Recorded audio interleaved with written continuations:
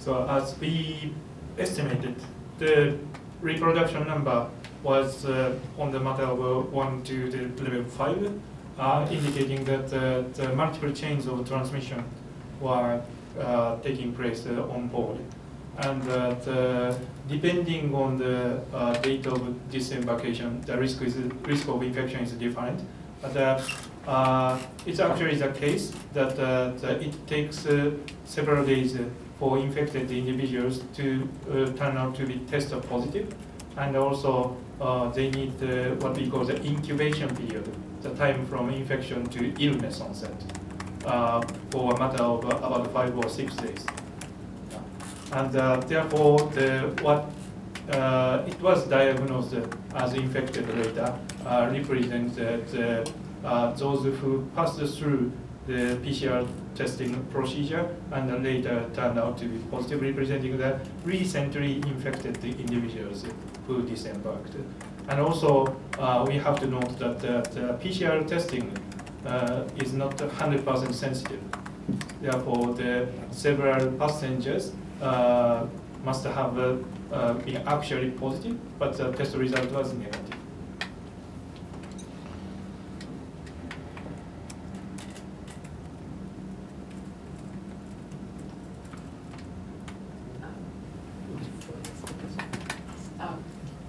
So does that mean that some of the Japanese passengers or whoever who had successfully got off the ship, that there is a chance that they may develop symptoms after they is that why now they're asked to stay home for another 14 days just to be safe? That's because that's why the home quarantine is imposed.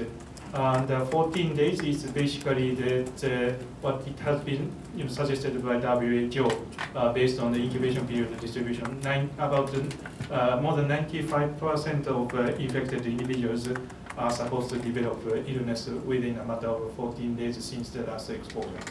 And therefore, considering the possibility that infected individuals tested negative during the disembarkation procedure, and considering the potential for them to develop the disease later and testing positive, they are requested to report any symptoms they develop after those home quarantine period, and they receive the document to report their symptoms as soon as they develop any suspicious symptoms, including fever, sore throat, and so on.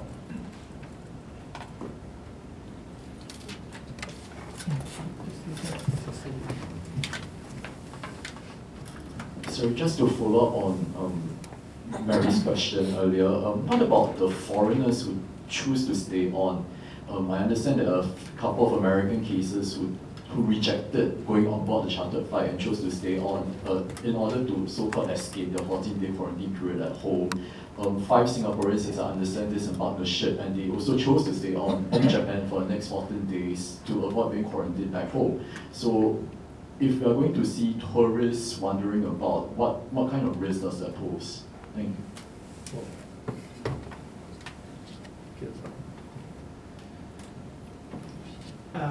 We did, short briefing for the embassies in Tokyo, and we have already asked the embassy to follow up the foreign travelers to choose to stay in Tokyo or in Japan. So as we asked the Japanese people who disembarked the ship to stay at their home and to check their the temperature every day for additional 14 days. We also asked the foreign people to do a kind of home isolation for additional 14 days to stay in hotels or else. And we asked the embassy staff to check out each individual's how they're how they're doing and how whether they develop fever or not every day.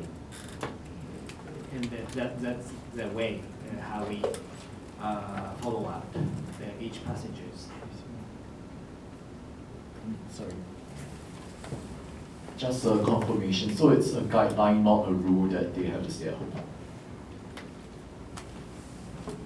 Yeah, it's not the obligation, but a voluntary home isolation. So we require them to to stay hotel and not to be in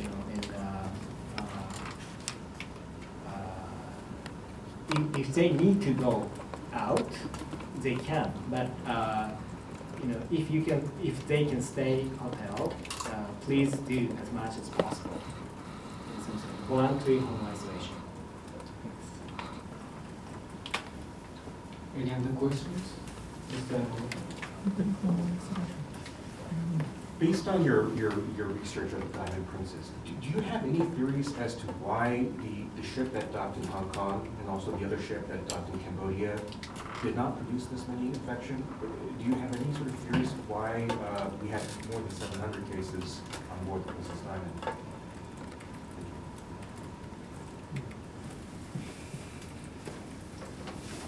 Well, it's one of our ongoing research studies that, as I said, that there are wide variations in transmissibility by individuals.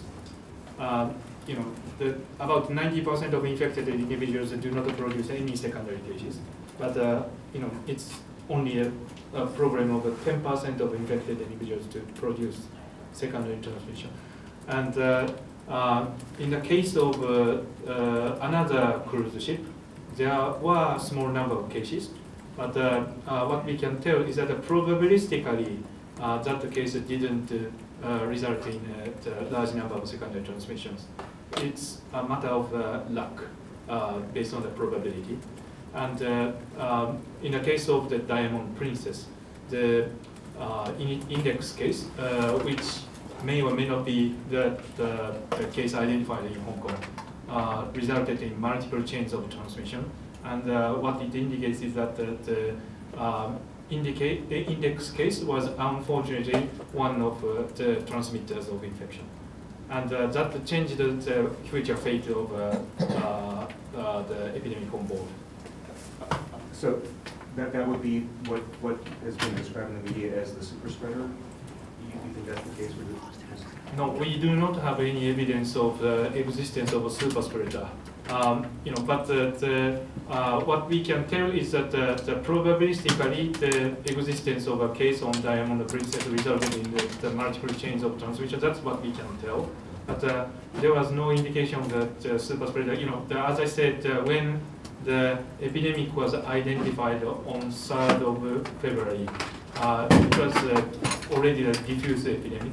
And it's big unfortunate that we do not have much enough information about the epidemic dynamics prior to that date. I just asked because with the ship in Hong Kong, there were, I believe, 6 crew members that were tested positive for, and hence the quarantine. And we saw video of that ship after it was docked in Hong Kong, and people were in public spaces, and they were interacting. They didn't take the rigorous measures that Japan did, keeping them in their own cabins. I just was curious what you might sort of theorize from that. That's actually a very good point. I and Suzuki Sensei are currently working very hard to identify who are actually the cases generating the substantial number of secondary cases. And there can be biological reason to explain that. For instance, high viral load in the throat could be a possible explanation. But there can also be social factors. For instance, if the case is highly mobile and interacting with many others with physical contact, for instance, then that contact can facilitate the widespread transmission even via the single generation. And what it indicates is that once we identify the underlying mechanism of that substantial number of secondary transmission, who are the exactly the super spreader generating the substantial number of cases, then we can manually identify that person, and then the control will be eased drastically. And therefore, the researchers at a global setting are working very hard now to figure out any signature of the super spreader causing a substantial number of secondary transmissions.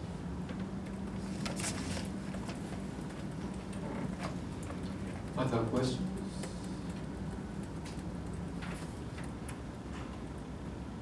Let's see now. Mr. Kita, would you like to explain about the other material we distributed? Yeah, so as I mentioned before, these materials I presented today was wrong one, the old one. This was published in February 13th, so that was our mistake. So we already publicized a US report about the death case on the cruise ship. So if you're interested in that, we didn't finalize the translation yet, but I can distribute you the Japanese version, Japanese press release once I got your email address. So please contact me. Thank you. So if you don't have any other questions, I'd like to conclude this evening's press conference. Thank you very much for joining us on Friday evening.